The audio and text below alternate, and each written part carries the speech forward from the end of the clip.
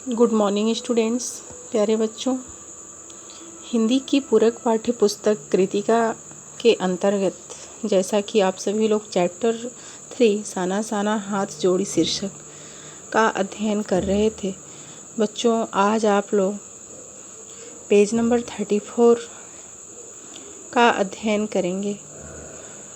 बच्चों, प्रस्तुत अनुक्ति में लेखिका मन ही मन यह सोचती हैं कि यह सामान्य जनता ही नहीं, जीवन का संतुलन है जो थोड़ा से लेकर बहुत कुछ देते हैं।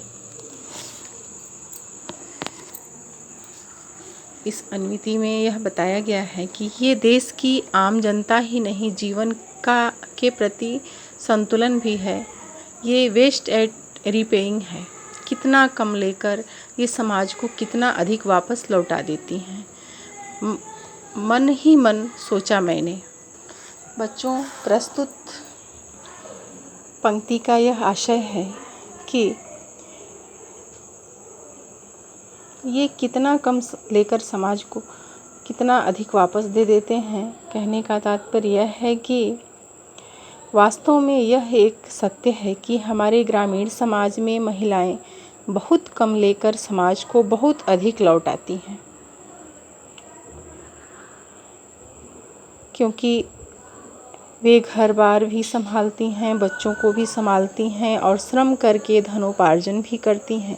यह बात हमारे देश की आम जनता पर भी लागू होती है, जो श्रमिक कठोर परिश्रम करके सड़कों, पुलों, रेलवे लाइनों का निर्माण करते हैं या खेतों में कड़ी मेहनत करके अन्न उपजाते हैं, उन्हें बदले में बहुत कम मजदूरी या लाभ मिलता है।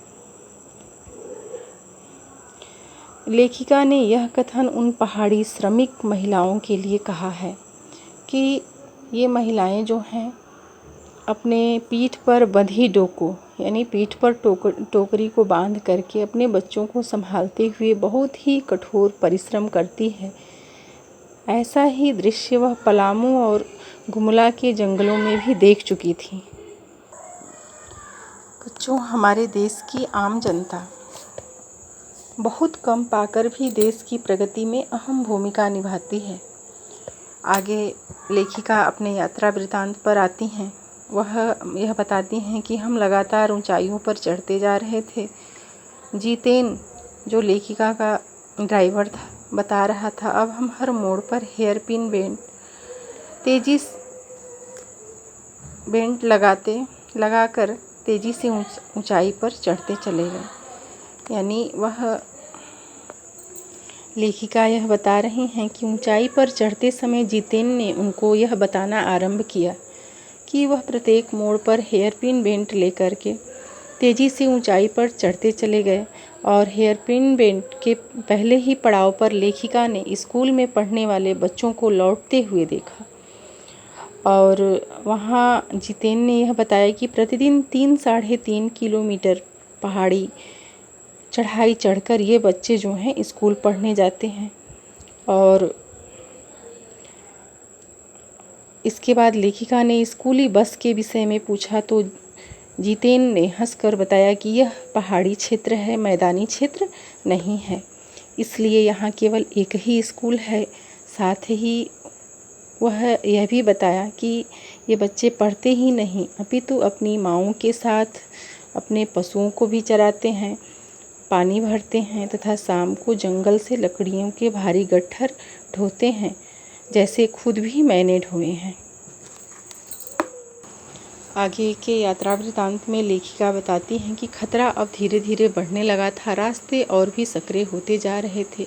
कई बार लगता था कि इंच टेप से नापकर एक जीप जितना ही चौड़ा बनाया गया है कि जरा भर संतुलन बिगड़े और इंच भी जीप इधर उधर हो तो वह घाटियों में जाकर गिर जाएगी। जगह जगह ऐसी चेतावनियाँ लिखी थी कि धीरे चलाएं, घर में बच्चे आपका इंतज़ार कर रहे हैं, ऐसे आगे बढ़ें।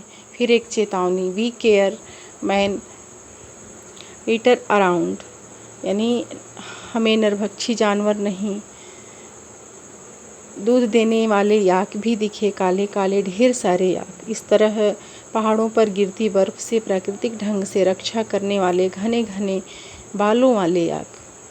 बच्चों, लेखिका यह बता रही हैं कि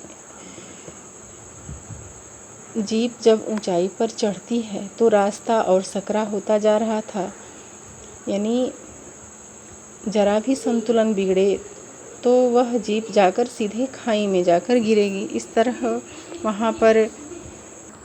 तरह आपका ये पैराग्राफ कंप्लीट हो गया। नेक्स्ट पैराग्राफ हम नेक्स्ट डे में पढ़ेंगे। धन्यवाद।